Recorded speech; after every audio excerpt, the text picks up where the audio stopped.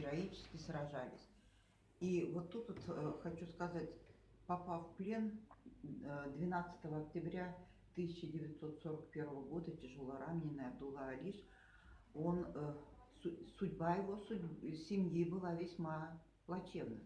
Потому что из квартиры, великолепной квартиры на улице, у пересечения улицы Кавина Аджми и улицы Дзержинского, самый центр города, где жили наши писатели, их моментально выселили.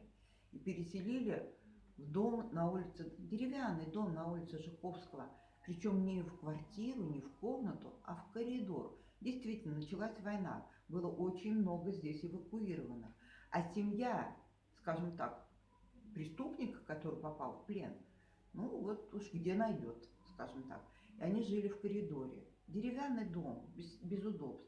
И вот стол, подобный вот этому столу, рабочему столу Абдулла Алиша, была вот эта часть отпилена и сохранена только тумбочка, потому что детям где-то надо было делать уроки. Супруга Абдулла Алиша, вот здесь у нас не зря находится швейная машинка, вот этот кусочек ткани и вот это платье, принадлежавшее супруге Абдуллы Алиша.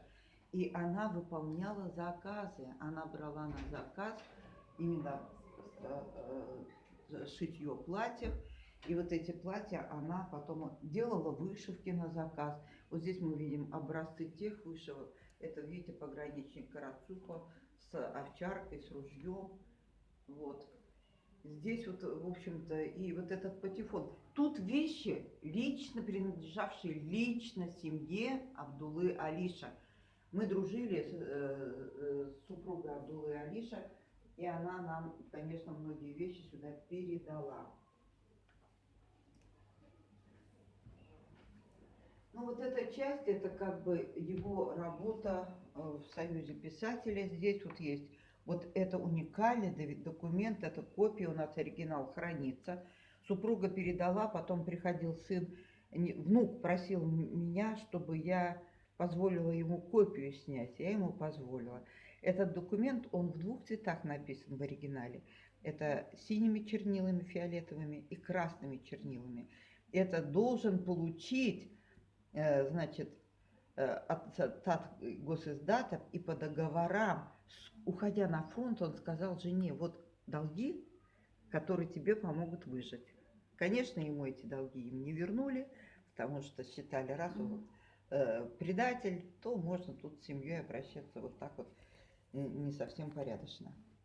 Ну и, конечно, вот этот раздел, он самый, скажем, для нас был сложный в оформлении. Почему? Потому что действительно предметов, которые могли бы быть связаны с Алишем именно в то время, у нас не сохранилось. Но мы здесь имеем образцы, скажем, солдатского котелка, солдатской ложки, вот этого вот ключа Морзе. Почему именно ключ Морзе здесь у нас находится? Потому что Абдулла Алиш по своей военной профессии, в самые первые дни войны, записавшись добровольцем, он прошел школу, тогда называлась ОСАВИАХИМ, именно по специальности связист. И вот здесь вот мы с ребятами нашли, значит, картинки, которые рассказывают нам, а что же это такое профессия связиста. Вот тут мы видим катушку, как они тут передвигались. И вот это вот материал, давайте мы закончим, наверное, позже. Потому что я одна из